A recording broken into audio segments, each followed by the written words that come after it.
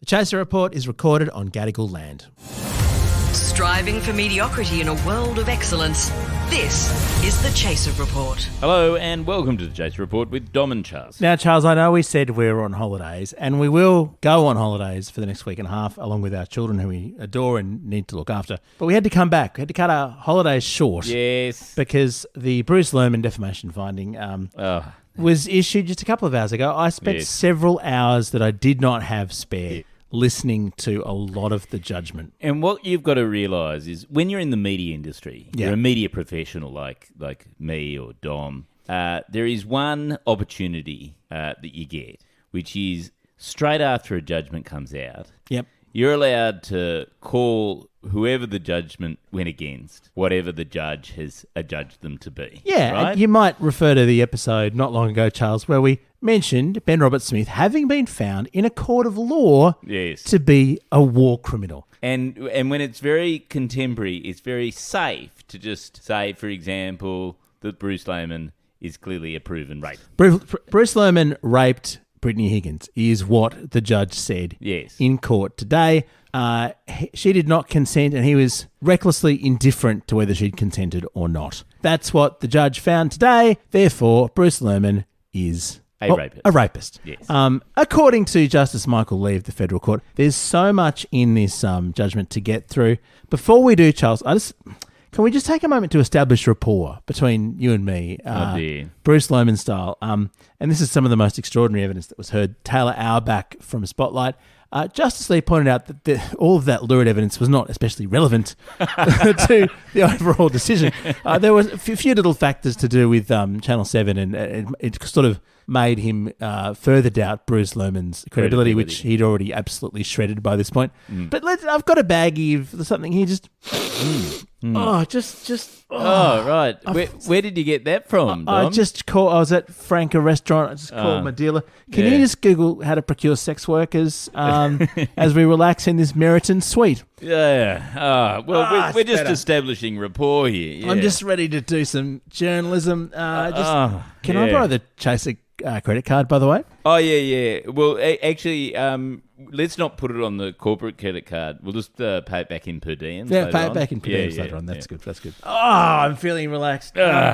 Yeah, look, a lot of things came out, including since we did that episode, just before we get to the judgment, the whole saga of Bruce Lehrmann being in a house in North Sydney, one street away from where I grew up, by the way. In North Sydney. Really? One of the most boring, lovely but boring neighbourhoods. And then shortly afterwards being evicted for doing karaoke first thing in the morning. And I want to pay tribute to Chaser Report podcast producer Lachlan Hodson, who was at the federal court today and asked Bruce Lehrmann, right after the trial, this important question. What's your favourite karaoke song, Bruce? Well, that was what was going through everyone's mind. We wanted to know. I'm so glad he had the finger on the pulse of the nation. That's right. In his journalism. It's been suggested that I thought the law and the law one might be the way to go. I tried to get Lachlan to offer him a baggie of white powder, but he didn't want to do that. I think there will be a lot of baggies tonight somehow. On which side is the interesting question. Oh, I see. Anyway, look, it's a fascinating judgment. We'll get into it after this. So I think it's important at the beginning of this, Charles, to establish what defamation law is for, because it's so easy, given these high-profile trials, to lose sight of the fact that people like, I don't know, Ben Roberts-Smith, Bruce Lehrmann, they launch these actions to clear their names. Right, so I never studied law. No. So let me just understand this from a layman's perspective. A layman's or a Lehrmann's? A Lehrmann's perspective. Lehrmann's perspective. Yeah. Which is clearing your name means getting a lawyer to unequivocally destroy your reputation. That's what clearing your name obviously means. Because there's so many cases in the last few years. Christian Porter, Ben Roberts-Smith, Bruce Lehrmann. I mean, but there's other ones. Many more. You gave the Defo Awards at your we did case last year. There's so many of them. Yeah. Part of the problem here is that defamation law is traditionally to vindicate your reputation, but some people it's so close to eviscerate your reputation. What goes wrong, Charles, is that if you sue for defamation, what people seem not to realise is that the other side is able to bring up whatever evidence they can possibly find to prove that the claims are true. And it can be anything. So even if you win the case technically, the other side can bring up every sort of detail that can possibly cast doubt on what your you've done. reputation. Yeah. Yes. Like, you might have a random Channel 7 producer just coming up and sharing the receipts of your wild partying with cocaine and sex workers. Yeah. Not directly relevant to the trial. I mean, Channel 7 weren't even actually named. It was Channel 10 who were the ones being sued. But you can't have a defamation trial without Channel 7 coming to the party. Well, wasn't Kerry Stokes helping Bruce out? Yeah, he paid his rent for a year. Yeah, that's I right. must say, I think Kerry Stokes, I mean this in the nicest possible way, might need better advisors on which horses to back. I don't know if he's a racing man, Charles, but I don't think at race day I'd be signing on to any of Kerry Stokes' horses,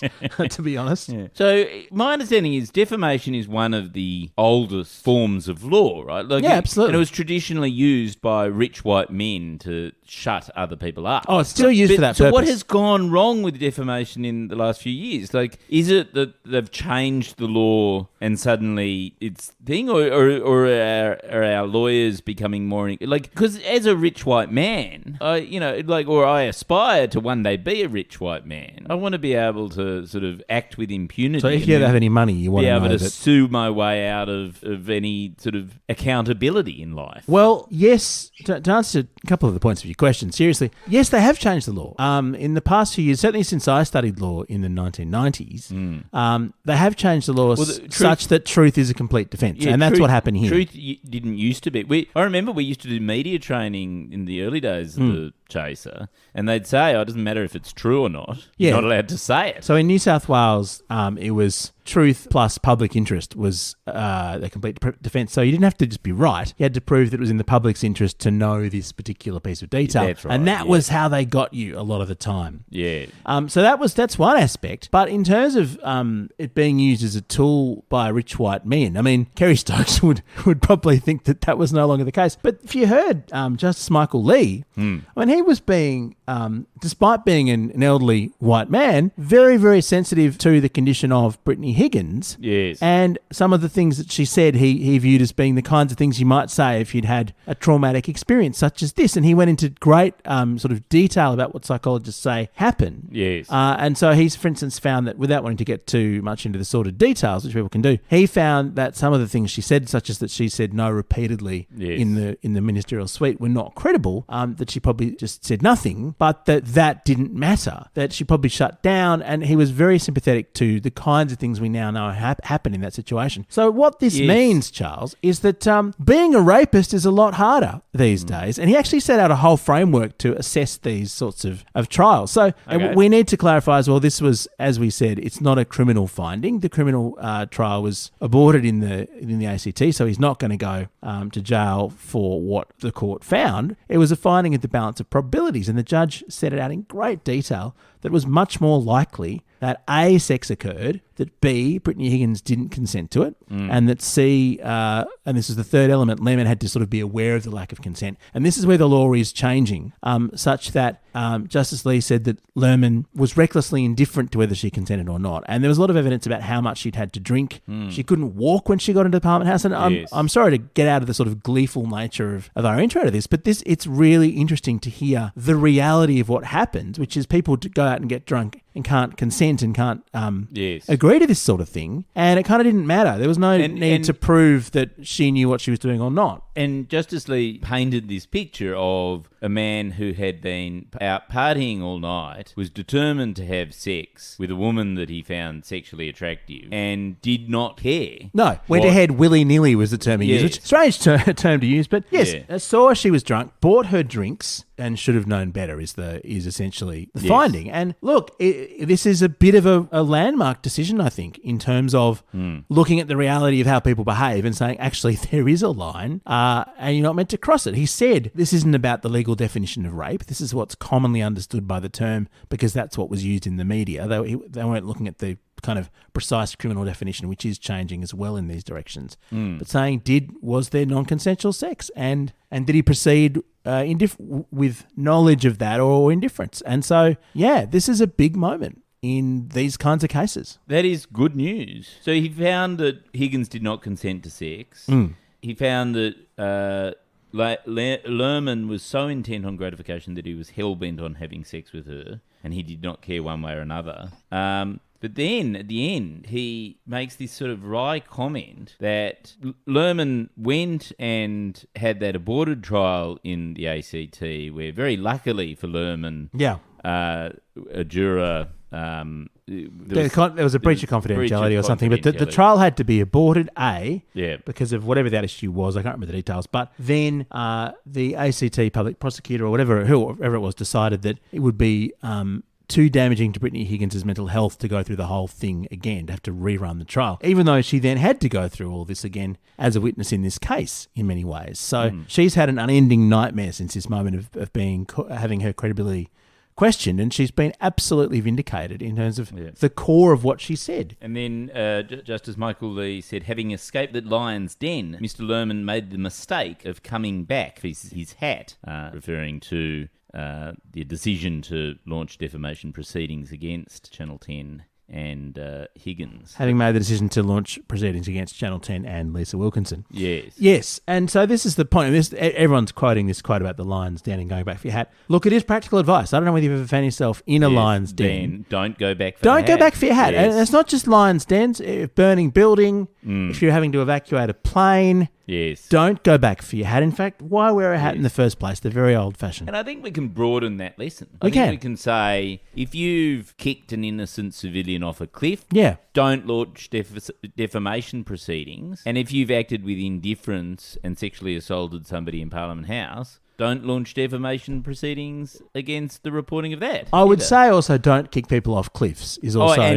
don't... But if you did do that and you didn't get investigated for it and there's no sort of court-martial for it, because what happens is, as we saw, yes, in the BRS case... Because of the different standard of proof in civil trials such as this, it's the balance of probabilities, and that's a much easier bar to satisfy. So now you've got a judge, having looked at the evidence extensively for months and months and months, hours and hours, write a 340-page judgment or something on this. Yes. Comprehensively finding Bruce Lehrmann is correctly labelled a rapist. And they didn't even name him. This is the amazing thing, as we've been saying in the original report by Channel 10 and the Project, which, by the way, the judge said did identify Mr. Lehrmann. So that was interesting. They said that he was identifiable from the details given. Yes, that was really early on in the judgment. So everyone was sort of going, oh no, oh dear. Because it was sort of like one of the first judgments he made was he found that one of Channel 10's whole defences were that, we didn't even name him. It was like, nah. You don't get out of that. Yep. More on this in a moment.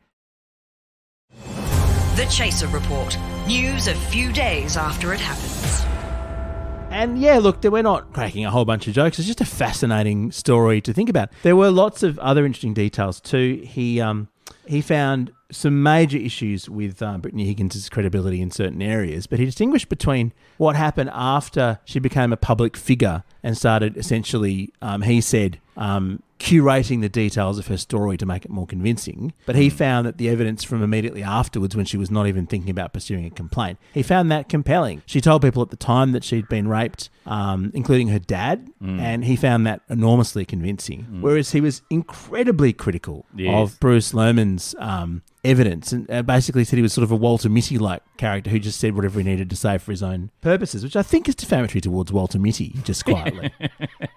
Wow. So where now for Bruce Lehrmann? I mean, I assume he gets an offer from Channel 7 to become a senior executive or something? To pay his rent, yeah. What career path can you get as a proven rapist and liar? Well, it's a very good question. I mean, the immediate question is where's he going to live, I guess, too. And I'm just wondering, does Ben Roberts-Smith have any spare rooms at his place? Yes, they could perhaps get together. Yeah, look, where Bruce Lehrmann goes, I don't know how he affords all the partying he seems to do. You reckon maybe he should go into the dealing side of the coke stuff? Oh, interesting. Because I can't see him picking up a corporate job anytime. I mean, except for Channel 7. You couldn't have said that yesterday, but now, what with him being, someone who's been found in court to be a rapist, you can't really tarnish his reputation much. What sort of job can you do in that situation? Look, like you got to sort of go outside the law, don't you? You might have to. Become a coke dealer. Mind you, it'd be a sort of step up reputationally. Well, I from mean, being a you'd come into Liberal Party contact. staffer. You'd come into contact with a lot of high-profile figures, wouldn't you? I mean, Yeah. Charles, one thing that's clear is that there are some vacancies coming up at Spotlight. We know Taylor Auerbach's not there anymore. Yeah, Mark Llewellyn stepped down during the judgment. Talk So- about trying to bury that story. So there's a whole bunch of people who've left the program. Yes. And we know that Lehrmann's very good at cutting deals. He's good at building rapport. He's very good at building rapport. The next time this happens, Yeah. the next time Kerry Stokes wants to He's pay... good at getting a gram of rapport. the next time Kerry Stokes wants to fund someone shredding their own reputation, Yeah. I can see Lehrmann doing a wonderful job of wining and dining that person and saving all the receipts and then turning up at the trial and sticking the knife in. Do you think we need to sort of set up some sort of island for all these misfits? I think Jeffrey Epstein tried. No, it's been more like a prison island. Oh, prisoner. Like, you know what I mean? Like somewhere where, ideally, definitely no men, ideally no civilians. Well, I mean, certainly no cliffs. The thing is, Charles, that Bruce Lehrmann is now one of the most famous people in Australia after this trial. Yes. Everywhere he goes. He's as famous as Rolf Harris. Any bar that Yes. Bruce Lehrmann goes to now, like Yes. he'll walk into one of these bars in Canberra or in Sydney or wherever it might be, every head in the room Will turn. will turn. Those of them who belong to drug dealers will think, hello, it's Christmas, allegedly. But that imputation hasn't been tested yet. I can't see there's a Bruce fucking Lehrmann... video. I can't see Bruce Lehrmann wanting to sue anyone else for defamation anytime soon. But it would be a brave person who has bought drinks at this stage, wouldn't it? Yeah. Yeah, by Jeez. Bruce Lehrmann. So presumably he's got a bright future in the Young Libs. You just have to stick to the Liberal Party. I mean, I think It's the only place that will take him. you're being very harsh on the corporate sector. Don't people, wind up in just sort of disappearing into anonymous corporate jobs? Right. Yeah. There's always another mate, Lockheed isn't there? Martin or something. He can work on AUKUS. He can work on AUKUS. Yes. Well, look, he had connections in the Liberal Party. I don't know how those connections are He going. certainly knows about explosive allegations. At the end of the day, Charles, if you're wanting to advise someone about if they felt their reputation had been injured, would you say go to defamation court? That's the place to go to. It's a good day for defamation, a bad day for defamation lawyers. I think so. Because I was thinking about this. no one's going to be launching defamation suits from now on. Or do you reckon white men are arrogant enough to continue just... Like, surely at some point they'll learn. But you'd think that. Well, they never learn. You'd have to shatter the bubble, Charles, of these people going, well, I'm special, I'm different, it won't apply to me. That's unlikely to happen anytime soon. So I think the defamation industry is probably safe. It's good news. But I do think, people like But us. this has been a good day for accountability in Australia. There is a lesson for us in this, Charles, as well, Oh, yeah. which is not pleasant. You're not going to like it. We're not going to like it. It says that you've actually got to have journalistic ethics, and that if someone comes to you with some explosive claims, Yes. you can't just print the claims. I mean, Justice Lee was quite critical of those who did not fact check and give Bruce Lehrmann the right of reply and things like that. So it's a good day for the kind of crashing bores who whine on about journalistic ethics and integrity. So does that mean on tomorrow's podcast we've got to have Bruce Lehrmann on to give his right of reply? I think Justice Lee gave him his right of reply on more than enough occasions. But yeah, unfortunately, this means that the next time you have one of your theories, you'll have to check whether it's actually true. And I mean, it doesn't apply to the submarine because they couldn't have had a right of reply. But so that's annoying to have to worry about the journalism lectures and ethics and stuff. Okay. What a bore. What a terrible day. Oh, okay. I've changed my mind on this whole judgment thing. It's a disaster for the kind of quality work we do here at The Chaser. Oh, Charles, I must say my feelings of rapport have just suddenly evaporated. Yeah, I think- Can you pass me that white... we need another bump. Yep. Our Gears from Road. We're part of the Iconoclast Network, and we'll see you back here on the 29th of April. And in the meantime, here's to journalism. Oh, yeah. Journalism's good. Charles, I've just realised it's in this frame of mind that you want to sue someone. I'm going to sue Channel 10. Oh, that explains it all. I don't care. I'm a Superman. No one can stop me.